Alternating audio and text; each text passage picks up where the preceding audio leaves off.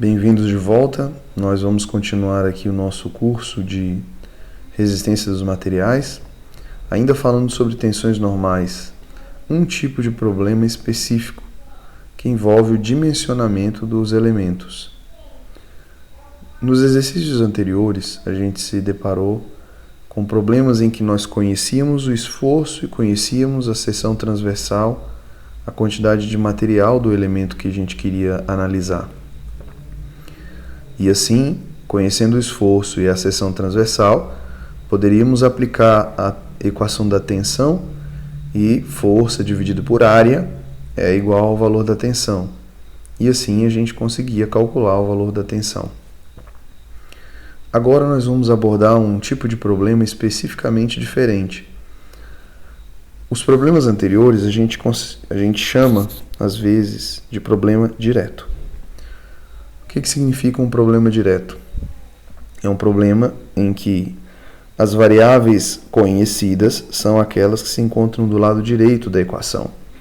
Então, nós conhecemos ou conseguimos calcular a força, conhecemos ou conseguimos calcular a área. E com essas duas variáveis conhecidas, basta aplicar na expressão e encontrar o valor da tensão, que era, normalmente, o valor desejado. Esse é um problema direto. Mas muitas vezes acontece a gente precisar resolver um problema no formato inverso. O que significa isso? Significa que, na verdade, naquele problema em que estamos estudando, não conhecemos uma das duas variáveis que estão do lado direito. Num problema, por exemplo, em que nós queiramos determinar qual é o esforço que uma determinada estrutura já conhecida, cuja área da seção transversal é conhecida, e cujo material possui uma tensão admissível conhecida, nós podemos desejar conhecer a força. Dado uma barra de seção transversal quadrada de lado A, B conhecidos, e dado conhecermos também qual é a tensão máxima admissível, por exemplo, vamos colocar aqui que esse material é feito de um aço, cuja tensão máxima admissível possa ser, por exemplo, 200 megapascal. Nessa situação em que a gente conhece o valor da área, porque nós conhecemos os dois lados, e conhecemos também o valor da tensão admissível, a gente pode querer perguntar: qual é a força máxima que esse elemento suporta? Isso seria um problema inverso. Outro problema inverso seria o seguinte: digamos que nós sabemos qual é a tensão máxima admissível e que conhecemos já o carregamento da estrutura e, portanto, sabemos também qual é o esforço aplicado sobre aquele elemento, que vai ser aplicado sobre aquele elemento. A gente pode querer determinar qual a área da seção transversal que vai suportar aquele esforço. Então, digamos que nessa mesma situação, uma barra quadrada, nós saibamos que essa barra vai ser feita de um material de aço, cuja tensão máxima admissível é 200 megapascal, e que nós também conhecemos qual é o esforço. Esse esforço, por exemplo, poderá ser algo em torno de 10 kN, né? Então, conhecemos o esforço e conhecemos a tensão.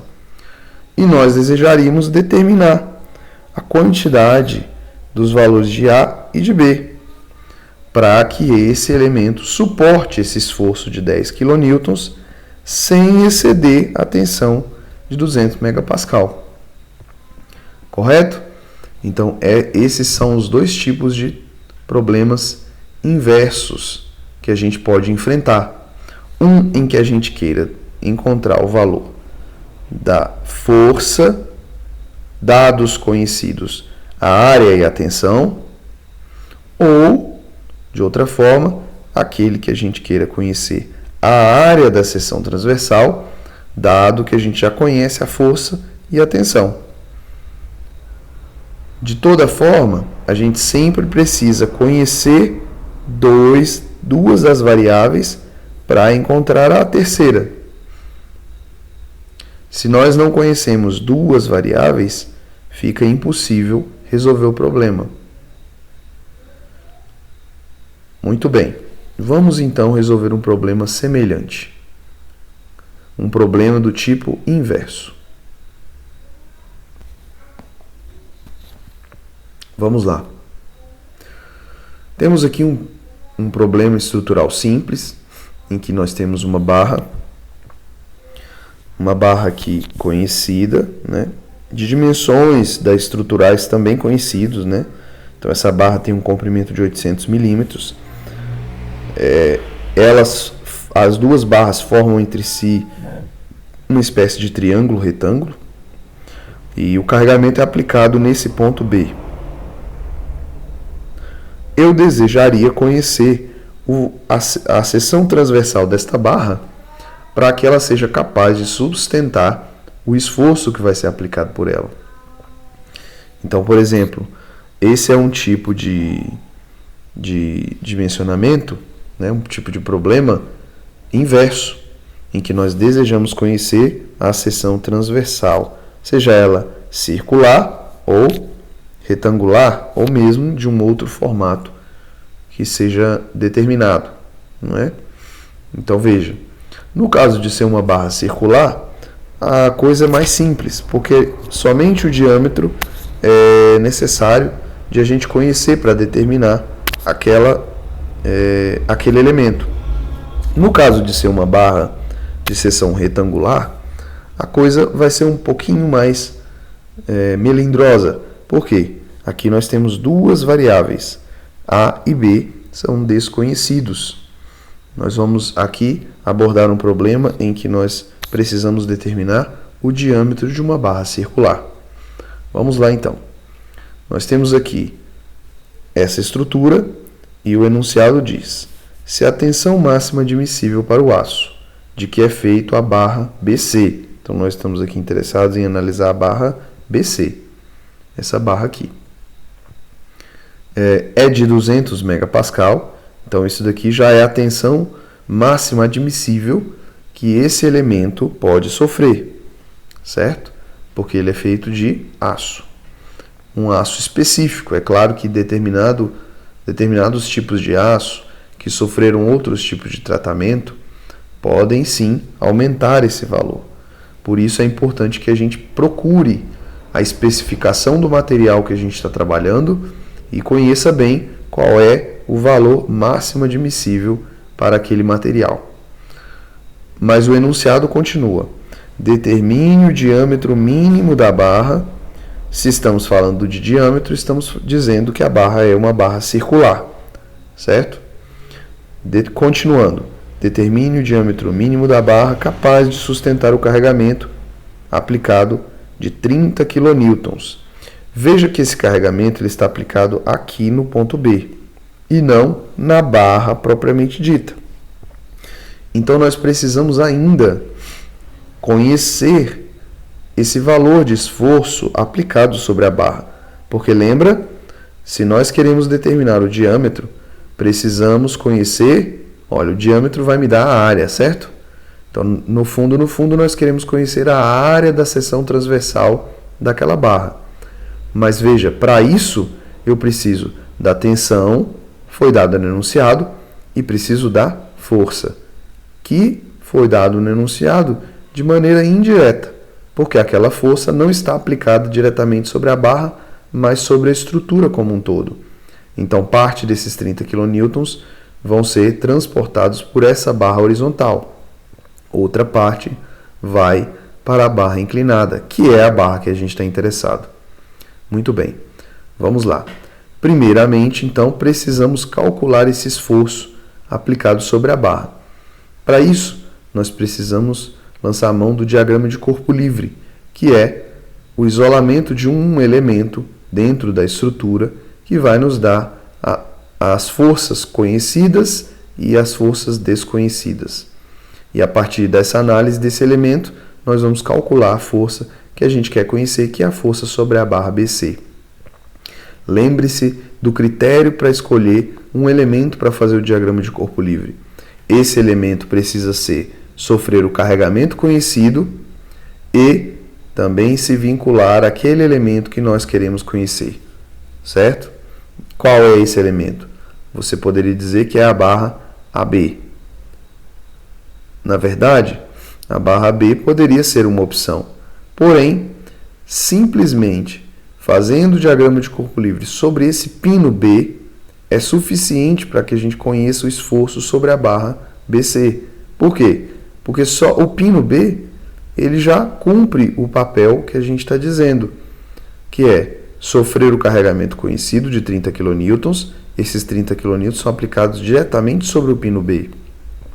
E também ser vinculado ao elemento de interesse. O próprio pino B está diretamente vinculado ao elemento BC. Então, nós vamos fazer um diagrama de corpo livre mais simples, apenas em um elemento pontual, que é o próprio pino B. Vamos lá. Então, nós vamos desenhar aqui simplesmente o pino B, certo? E sobre esse elemento nós vamos aplicar os esforços que provém da forma como está posta a estrutura. Está aqui. Esse valor nós já conhecemos, é 30 kN. Temos também os esforços, que eu vou colocar de azul, de verde, o esforço devido à barra AB. Veja que aqui eu estou arbitrando a direção desse esforço. Eu poderia ter arbitrado que ele aponta na outra direção. Isso não faz muita diferença, porque quando nós fizermos os cálculos, se por um acaso nós tivermos arbitrado essa direção incorretamente, nós vamos encontrar o valor de FAB negativo. Isso quer dizer que nós arbitramos no sentido oposto. E também temos o esforço devido à barra que nos interessa, que é a barra BC. Nós vamos dizer aqui que ela está puxando nessa direção. De novo, isso é arbitrário. A gente poderia não saber que essa barra está tracionando o pino B. E então nós encontraríamos esse... se a gente arbitrasse, né, no sentido oposto, dizendo que a barra então empurra o pino B, nós encontraríamos que esse valor de FBC seria negativo. E, portanto, isso quer dizer que o sinal que a gente arbitrou está oposto, certo?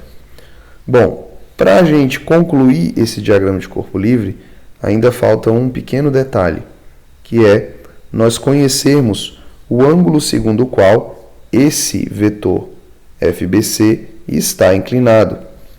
E como é que a gente vai conhecer esse ângulo? Não é? Nós vamos precisar recorrer à estrutura do problema. Veja, aqui esse ângulo da barra BC com a barra AB é o próprio ângulo alfa que nós estamos interessados, certo? E nós podemos determinar esse ângulo através do conhecimento de que a estrutura forma um triângulo retângulo, cujas dimensões dos catetos são conhecidas, 600 e 800. Então, se nós fizermos a tangente de alfa, ela vai ser igual a 600, cateto oposto, sobre cateto adjacente, 800.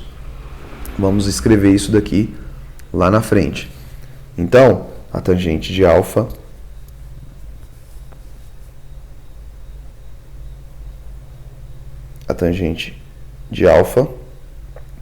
é igual a 600 dividido por 800. Podemos simplificar isso daqui, né?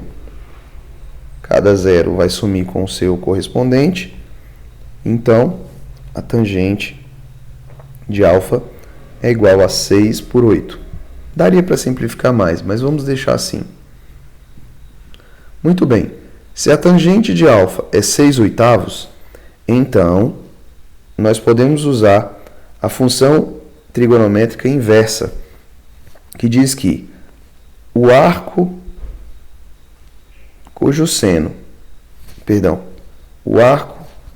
tangente é 6/8 vai ser igual a alfa. Nas calculadoras científicas comuns, essa função ela não está escrita dessa forma. Normalmente ela vem escrita na forma tangente a menos 1 de 6/8. Isso é igual a alfa. E nós habilitamos essa função, normalmente, vai depender da calculadora, utilizando o botão Shift.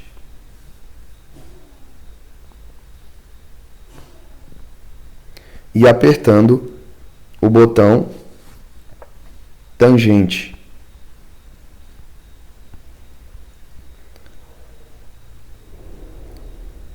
Na verdade, acho que na calculadora está TAN, né? Depende da calculadora. Por quê? Normalmente, em cima desse botão tangente, você vai ver aqui, ó, que lá está escrito tan a menos 1. Quer dizer, se eu apertar Shift tangente, eu vou habilitar a função tangente a menos 1. Então, fazendo a tangente a menos 1 de 6/8, nós vamos encontrar aqui o ângulo alfa, certo? Então, vamos fazer aqui esse cálculo.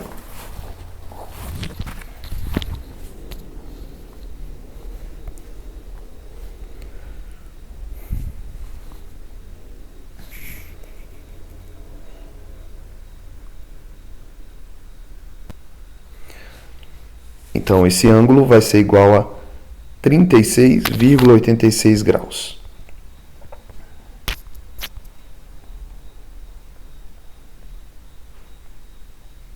Esse ângulo é importante para que a gente conheça qual que é a inclinação da força que nós estamos interessados, dessa força FBC.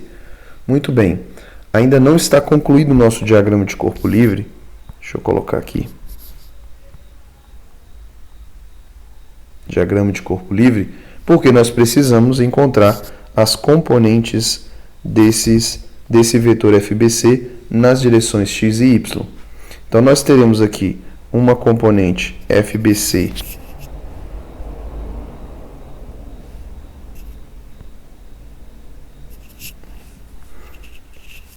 x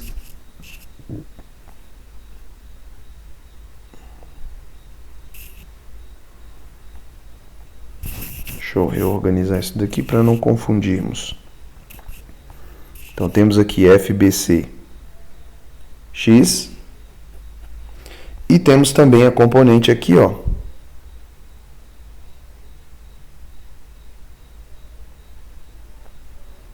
FBC y, certo?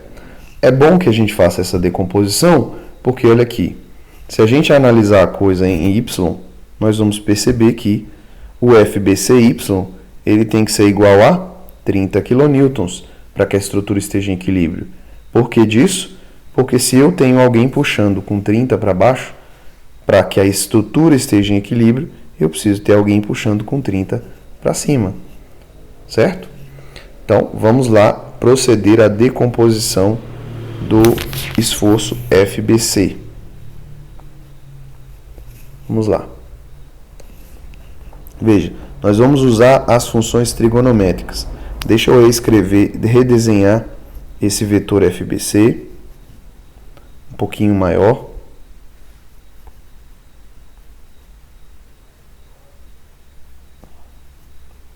Está aqui o vetor FBC. Vou desenhar as componentes de outra cor.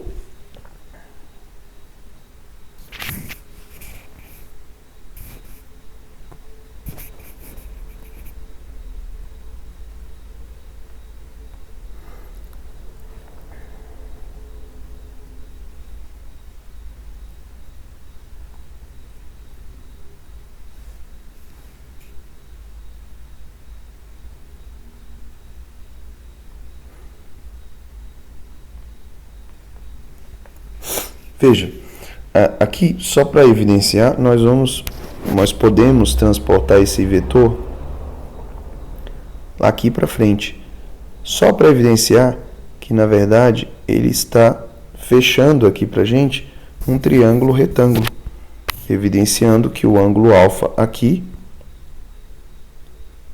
vai se relacionar com os vetores através das funções trigonométricas. Lembrando que esse vetor FBC aqui, ó, é a hipotenusa e que nós queremos justamente conhecê-lo, certo? Mas é importante nós fazermos a relação FBCY com FBC e FBCX com FBC, certo? Veja, como é que a gente estabelece essa relação? FBC é igual a, FBCY é igual a FBC vezes o seno de alfa. Por que o seno? Porque FBCY é o cateto oposto ao ângulo alfa. Se você tiver ainda dificuldades de fazer a decomposição, consulte as aulas anteriores, ou deixaremos também alguns exercícios específicos sobre decomposição aí para vocês consultarem, tá bom? Por enquanto, vamos continuar. Então, FBCY é igual a FBC seno de alfa. Por quê? Porque FBCY é o cateto oposto. Por isso, é a função trigonométrica que usa o cateto oposto, é a função seno. E FBCX é igual a FBC cosseno de alfa. Por quê? Porque FBCX é o cateto adjacente e, portanto, leva a função cosseno. Mas, como nós não conhecemos o valor de FBC, nós vamos deixar isso daqui esperando até que a gente precise utilizar essas equações. Então, vamos chamar de equação 1 e equação 2. Muito bem. Uma vez que estão decompostos os esforços, nós vamos aplicar agora a equação de equilíbrio. A equação de equilíbrio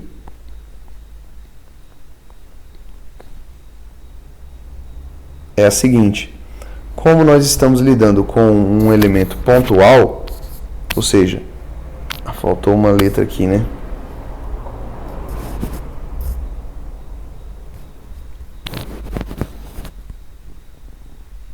Pronto. Como nós estamos lidando com um elemento de dimensões pontuais, não é um elemento que tem dimensões importantes, nós podemos aplicar apenas as equações somatório de esforços em x é igual a zero e somatório dos esforços em y é igual a zero.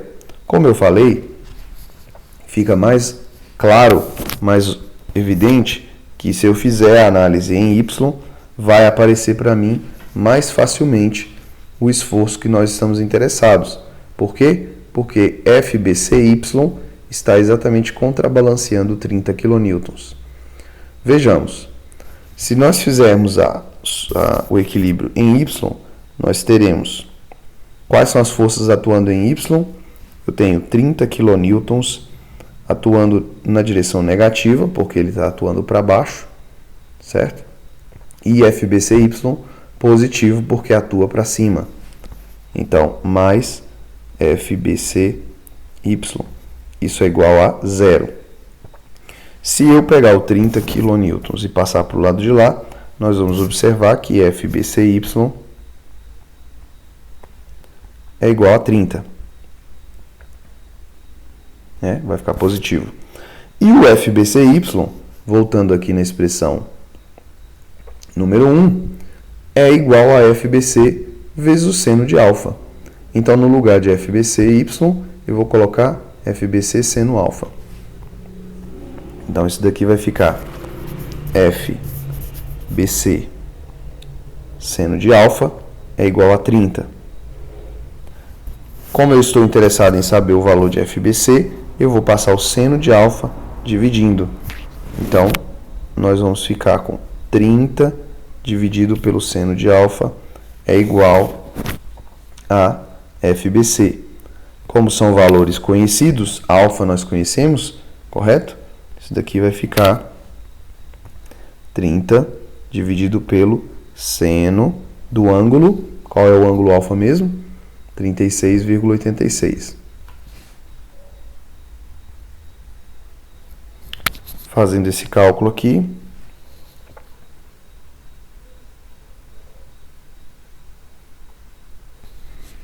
o resultado é igual a 50 quilonewtons. Pronto.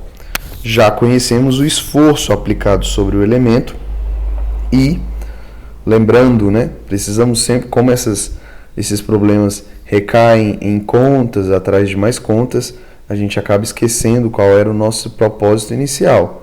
Então, só para relembrar, por que nós estávamos calculando esse esforço? Porque nós queríamos relacionar tensão é igual a força dividido por área, para que, conhecendo o valor da tensão e conhecendo o valor do esforço, vamos determinar a área e, através dela, o diâmetro da barra. Correto? E nós já sabemos de todos esses valores. Por quê? Porque a tensão foi dada no enunciado e equivale a 200 megapascal. E a força acabamos de calcular e equivale a 50 kilonewtons.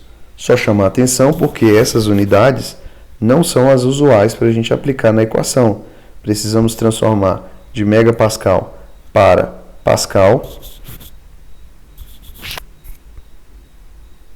e de kilonewton para newton. Somente isso, certo? Muito bem. Então vamos para mais uma folha para a gente concluir esse exercício. Muito bem.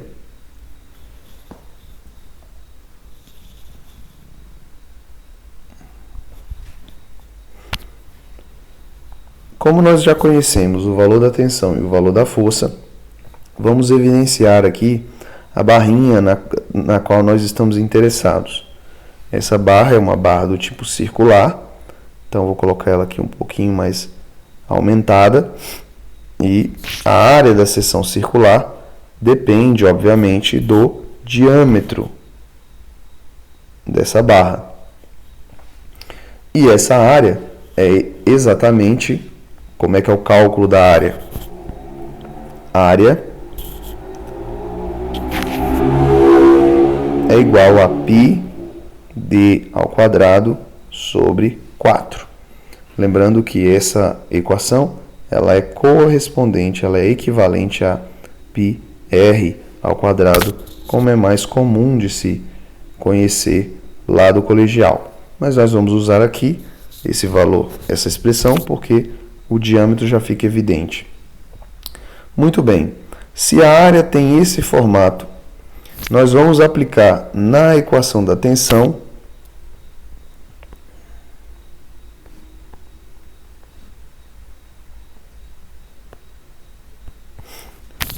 todos os valores que nós conhecemos.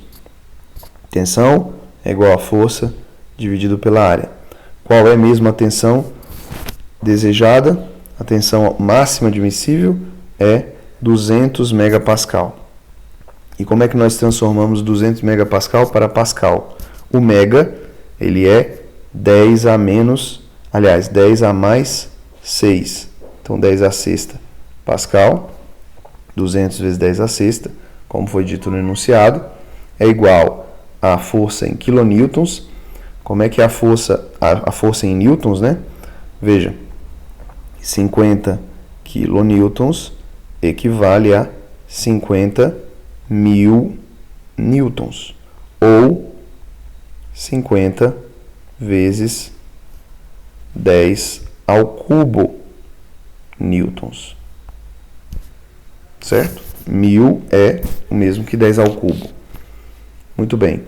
Então, 200 vezes 10 a sexta pascal é igual a 50 vezes 10 ao cubo newtons, dividido pela área. Qual é a expressão da área mesmo? A expressão da área é π d quadrado sobre 4. Lembrando que eu não conheço o valor de d e que é ele que nós estamos interessados. É nele que nós estamos interessados. Então, nós vamos aqui, no lugar da área, nós vamos colocar exatamente a expressão que a define. Certo? E manipular os valores para que a gente possa encontrar o valor de d, de tal forma que nós precisamos isolar essa variável d. Certo? Bom, o que nós podemos fazer é pegar esse π sobre 4 e passar para lá multiplicando. Então, nós teremos 200 vezes 10 à sexta vezes π sobre 4 é igual a 50 vezes 10 ao cubo, dividido pelo diâmetro ao quadrado. Muito bem, agora nós vamos fazer o seguinte, nós vamos inverter. Como que multiplicando cruzado, nós vamos pegar esse diâmetro e passar para lá multiplicando. Então, vou pegar o diâmetro aqui.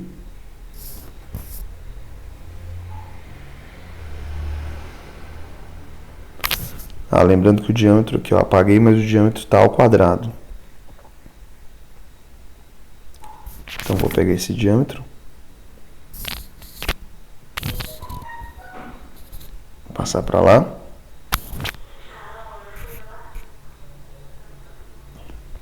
E vou pegar toda essa parte que está aqui sobrando, essa parte, e passar para lá, dividindo.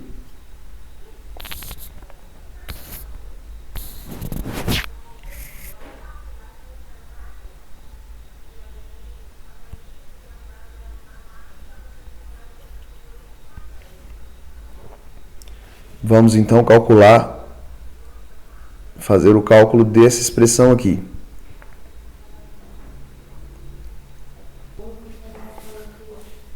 Essa expressão aqui vai ser igual a 0,0003183.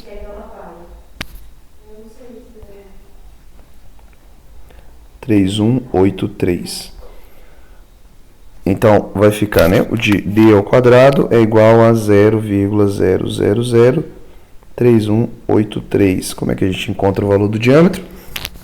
Extraindo a raiz quadrada dos dois lados. Então, a raiz quadrada de d quadrado é d. Justamente por isso que eu extraio a raiz.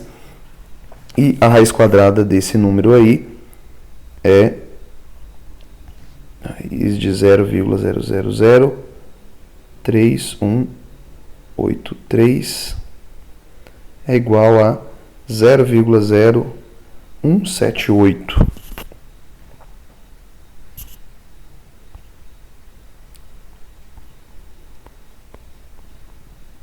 Isso daqui, essa é a unidade de metros, ok? Então, nós já encaminhamos para o final desse exercício.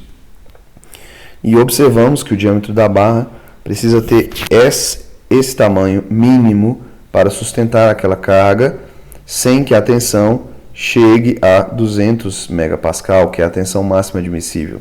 Esse valor aqui é um pouco incompreensível, porque ele está numa unidade distante da realidade, né? Se a gente transformar isso daqui para milímetros, que é o quê? Multiplicando por 1000, nós vamos encontrar 17,8 milímetros, ou 1,78 centímetros. É claro que nós provavelmente não vamos encontrar essa barra com esse diâmetro no mercado. O que devemos fazer é procurar algum valor maior do que 17,8.